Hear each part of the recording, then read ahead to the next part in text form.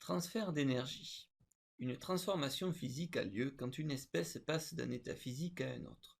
Les trois états de la matière sont solide, liquide et gaz.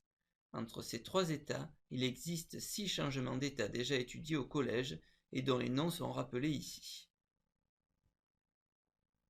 Par exemple, le passage de l'état solide à l'état liquide s'appelle fusion, le solide fond.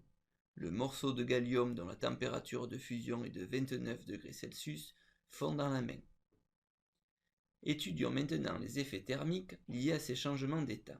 Que se passe-t-il lorsque l'on place des glaçons à la température de moins 4 degrés Celsius dans un verre vide et que la température ambiante est de 20 degrés Celsius? On constate que le verre devient froid et que la glace fond. Le verre et l'atmosphère ont transféré de l'énergie aux glaçons qui se sont réchauffés. La température T1 augmente, la température T2 diminue. À l'équilibre, les températures du verre et de l'eau sont identiques. Notons Q, l'énergie transférée lors d'un changement d'état. La fusion absorbe de l'énergie du verre et de l'atmosphère. Dans ce cas, par convention, Q est positif. On dit que la fusion est endothermique, elle absorbe de l'énergie. Généralisons ce qui vient d'être vu. Tout comme la fusion, la vaporisation et la sublimation absorbent de l'énergie du milieu extérieur qui se refroidit. Ces transformations sont dites endothermiques et l'énergie Q transférée est positive. Les transformations physiques, solidification, liquéfaction et condensation, libèrent quant à elles de l'énergie vers le milieu extérieur qui se réchauffe. Ces transformations sont dites exothermiques et l'énergie Q transférée est négative. Afin de calculer l'énergie échangée Q lors d'un changement d'état, il faut définir la chaleur latente de changement d'état. Il s'agit de l'énergie transférée lors du changement d'état d'un kilogramme d'une espèce. Cette grandeur se note L et s'exprime en joules par kilogramme. Pour calculer l'énergie Q, il suffit de multiplier la chaleur latente de changement d'état par la masse de l'espèce. On peut vérifier que cette équation est homogène d'un point de vue des unités. Voici, pour exemple, la valeur de la chaleur latente de vaporisation de l'eau, 2220 kJ par kilogramme.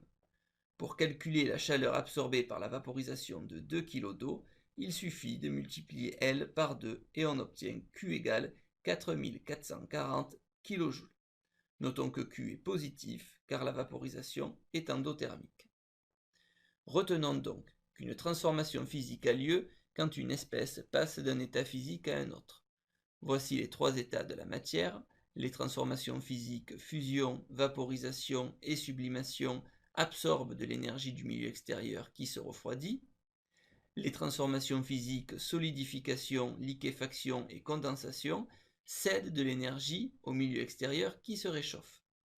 Afin de calculer l'énergie Q transférée lors d'une transformation physique, en joules, il faut multiplier la masse de l'espèce en kilogrammes par la chaleur latente de changement d'état en joules par kilogramme. Réalisons une petite thèse de 3 questions. Mettez en pause lorsque le symbole suivant s'affiche pour prendre le temps de répondre. Question 1. Choisir la ou les bonnes réponses.